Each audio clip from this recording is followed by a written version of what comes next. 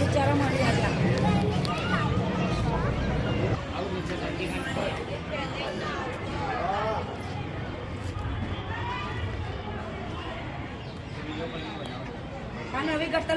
આ છે અમદાવાદની ગંદકીની ભયાનક વાસ્તવિક તસવીર. આ વિડિયો કોંગ્રેસના રખિયાલ વોર્ડના પ્રમુખ બાબુભાઈ સોલંકીએ બનાવીને મને મોકલ્યો છે.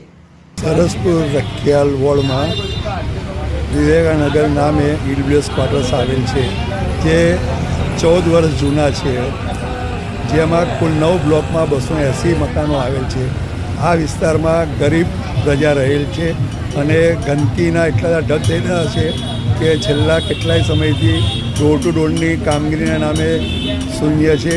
ડોર ટુ ડોરનું વાહન પણ અહીંયા આવતું નથી અને આ મકાનો ખૂબ જ જર્જરિત થઈ ગયેલ છે અને ભગવાન ભરોસે એના લોકોને છોડી દીધેલ છે.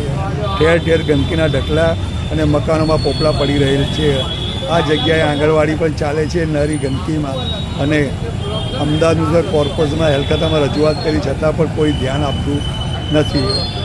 હમણાં થોડા દિવસ પહેલા અમદાવાદ શહેરને બેસ્ટ સિટીનો સ્વચ્છતામાં એવોર્ડ મળેલ હતો. આ છે સ્વચ્છતા એમની.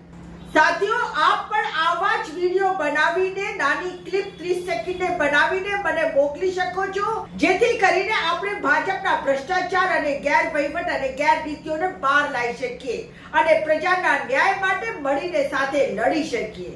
ચલો આપણે મળીને આ ભાજપથી છુટકારો પામવા માટે એકબીજાની મદદ કરીએ.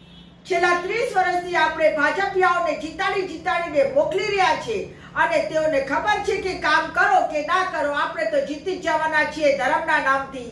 જેમ બંધાયેલું પાણી ગંધાય એવી રીતે હવે ભાજપ ગંધાવા લાગી છે. કડવું છે પણ સાચું છે.